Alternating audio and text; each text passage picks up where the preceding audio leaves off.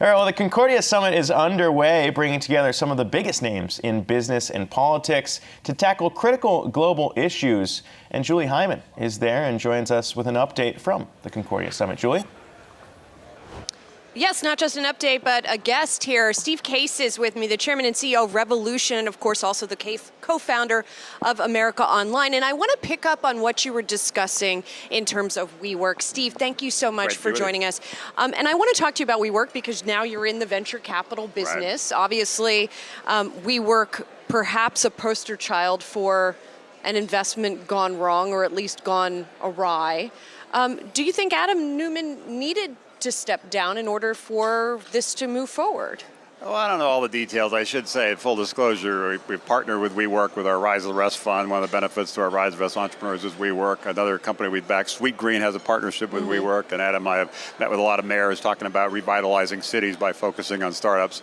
And we also backed a competitor called Convene. So just put that all out there. I think WeWork is a great example of entrepreneurship at its both best and maybe its worst. An idea that the scale over the past decade around outsourcing space, sort of space as a service. Of course it's the right idea. Of course it's a trend that has legs, but the company assuming that that capital would always be there, always at higher valuations. I think there was a little bit of a wake-up call as they were starting to think about going public, and that should be a reminder to entrepreneurs everywhere, and particularly entrepreneurs on the coast, where there is sort of this boom dynamic. The places we work with, Revolution and Rise the Rest, and cities like Detroit and Minneapolis and so forth, they don't have the same dynamic as San Francisco and New York in terms of kind of valuations going through the roof. Maybe it'll lead investors to not focus just on backing the entrepreneurs on the coast, but also in the middle of the country. Last year, 75% of venture capital went to 3 states, California, New York, and Massachusetts. So let's get more capital to entrepreneurs in Ohio and Pennsylvania, Illinois, places like that. That's obviously our focus. Yeah, and I want to talk more about that focus in a moment.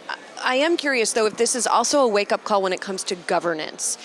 And you would think that would be long overdue because there are complaints with many of the IPOs that we've had this year about the governance structure, and yet people buy the shares anyway, at least in most of the cases. We, of course, have not seen all of the IPOs go up. But do you think governance needs to be revamped at many of these early, mid-stage, and then IPO companies that are coming public? Absolutely. I think there's a broader review of governance. Even the work a few weeks ago, the Business Roundtable, saying even the largest companies should think about governance in a different way, more of a long-term perspective. And the companies thinking about going public need to recognize that they're not startups anymore. As they become large public companies, there is a different dynamic. I remember when AOL went public in 1992 as the first internet company to go public. It was different when we went from being a private company to being a public company. And I do think the WeWork governance did get out of hand, and the market, when they started talking about going public, said, no, we're not going to agree to that. And that led to a reassessment of things, and ultimately, I guess, led to the departure of Adam. So hopefully that is a lesson that these companies should figure out ways to scale rapidly and really kind of be disruptive. But at the same time, we don't need to disrupt governance. We should disrupt the marketplace. Right. So let's get back to the Rise of the Rest fund. For people who are not familiar with it, this is a $150 million fund. You actually took a bus tour around the country looking for non-coastal opportunities to invest in.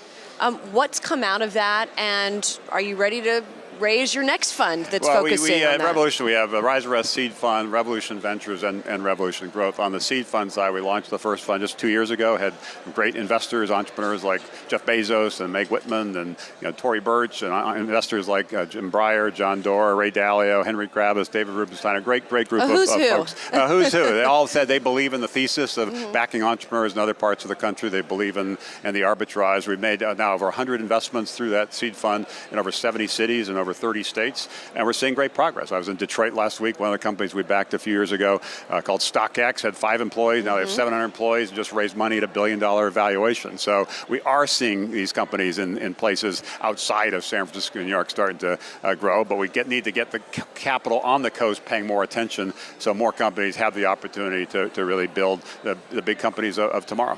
And you also, I believe, just closed a new fund, right, that is Revolution Ventures. On the early side. Yeah, the seed fund we did a couple of years ago. We last week closed Revolution Ventures, a $215 million fund to invest at the classic Series A kind of level, and a great team there has worked together for more than a decade. And many of their companies, not surprisingly, are in places like Wisconsin or Illinois, not just in the usual places. And we also continue to focus on Revolution Growth, investing in these companies that really are in that growth kind of pre-IPO kind of phase and are going from sort of startup to speed up. So for me, it's been really gratifying after being an entrepreneur for a lot of years and helping make the internet part of everyday life. How do we back the next generation of entrepreneurs, particularly doing things in parts of the country where they can benefit from the local expertise, the industry expertise in those cities. And the process, you can not just great companies that are fabulous investments, but also create jobs and more hope and opportunity in the parts of the country that have been left behind. Right. All right, Steve Case, thank you so much. Thank you. Great to get some time with you.